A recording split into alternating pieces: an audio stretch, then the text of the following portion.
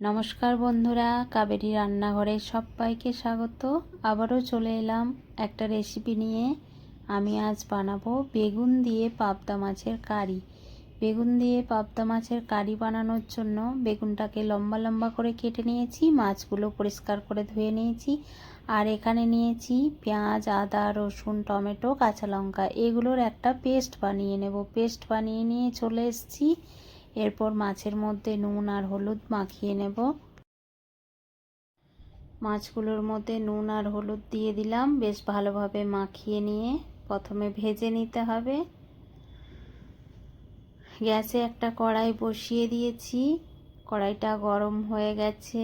দিয়ে দেব সর্ষের তেল। আমি রান্নাটা সর্ষের তেলেই করব।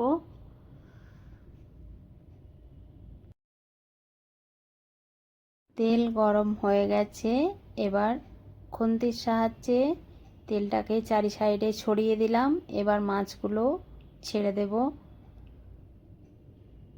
আমি সব কটা মাছ একবারেই ভেজে নেব। আপনারা চাইলে অল্প অল্প করে ভাজতে পারেন, আমার অল্পই আছে, ওই জন্য আমি একবারেই ভেজে নিচ্ছি। এপিট ওপিট করে বেশ ভালোভাবে ভেজে নিতে হবে। আমি এপিট ওপিট করে বেশ ভালোভাবে ভেজে নিচ্ছি।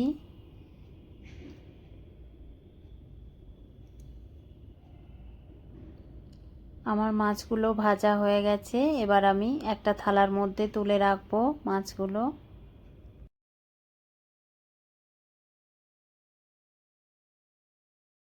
ওই তেলের মধ্যে আমি বেগুনটা ভেজে নেব। খুবই ইজি রেসিপি বন্ধুরা, আমি যেরকম করে বানাচ্ছি সেরকম করে একবার বানিয়ে দেখবেন, খেতে খুবই টেস্টি হয়। বেগুনটা একটু প্রথমে ভেজে নেব, একটু ভেজে নিয়ে তারপরে পরিমাণ মতো নুন আর হলুদ দিয়ে ভেজে নেব। আমি একটুক্ষণ বেগুনগুলো ভেজে নিয়েছি। এরপর নুন আর হলুদ দিয়ে বেশ ভালোভাবে ভেজে নেব লাল লাল করে।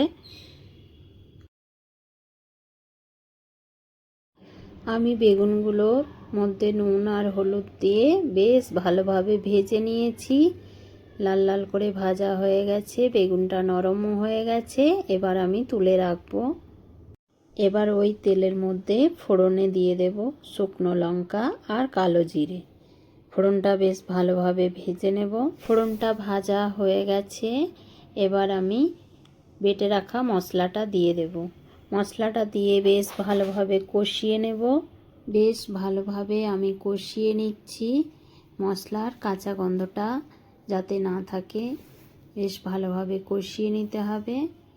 আমার কষানো হয়ে গেছে, এরপর আমি গুঁড়ো মশলাগুলো অ্যাড করব। গ্যাসটাকে কমিয়ে দিলাম।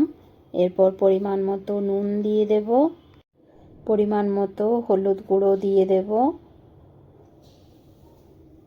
পরিমাণ মতো জিরে গুঁড়ো দিয়ে দেব, পরিমাণ মতো ধনে গুঁড়ো দিয়ে দেব, আর দেব কালারের জন্য কাশ্মীরি লঙ্কার গুঁড়ো। এরপর ব্যালেন্সটা ঠিক আনার জন্য চিনি দিয়ে দেব।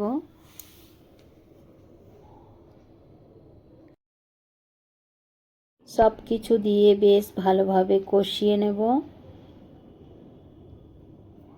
2 থেকে 3 মিনিটের জন্য গ্যাসটাকে কমিয়ে রেখে ভালোভাবে কষিয়ে নিয়েছি। এরপর মিক্সির বাটি ধোয়া জলটা দিয়ে দেব। জলটা দিয়েও বেশ ভালোভাবে কষিয়ে নেব। আমি বেশ ভালোভাবে কষিয়ে নিয়েছি, উপর থেকে তেল ছেড়ে দিয়েছে। এরপর আমি পরিমাণ মতো জল দিয়ে দেব। জল দিয়ে বেশ ভালোভাবে মিশিয়ে নিয়ে ফুটতে দেব।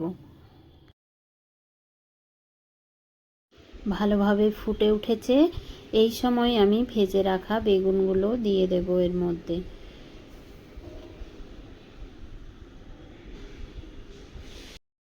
খেতে খুবই টেস্টি হয় বন্ধুরা, এরকম করে একবার বানিয়ে দেখবেন। যেসব বন্ধুরা এত দূর অবধি দেখতে দেখতে চলে এসছেন, এখনও লাইক করেননি, লাইক করতে ভুলে গেছেন, প্লিজ একটা লাইক করে দেবেন।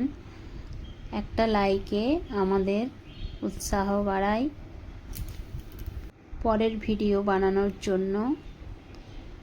বেগুনগুলো আমি দিয়ে দিয়েছি, এরপর মাছগুলোও আমি দিয়ে দিচ্ছি। পাবদা মাছগুলো দিয়ে দিলাম।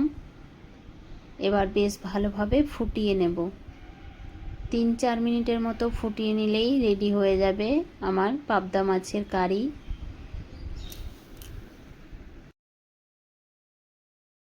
আমি 3-4 মিনিটের মতো বেশ ভালোভাবে ফুটিয়ে নিয়েছি। আমার রেডি হয়ে গেছে বেগুন দিয়ে পাবদা মাছের কারি। এবার আমি উপর থেকে একটু ধনেপাতা কুচি ছড়িয়ে নামিয়ে নেব। আমি নামিয়ে নিয়েছি। প্লিজ আমার ভিডিওগুলো যদি আপনাদের ভালো লেগে থাকে তাহলে লাইক, শেয়ার, সাবস্ক্রাইব, কমেন্ট করবেন। এতক্ষণ ধরে ধৈর্য ধরে আমার ভিডিওটি দেখার জন্য অসংখ্য অসংখ্য ধন্যবাদ সকল বন্ধুদের।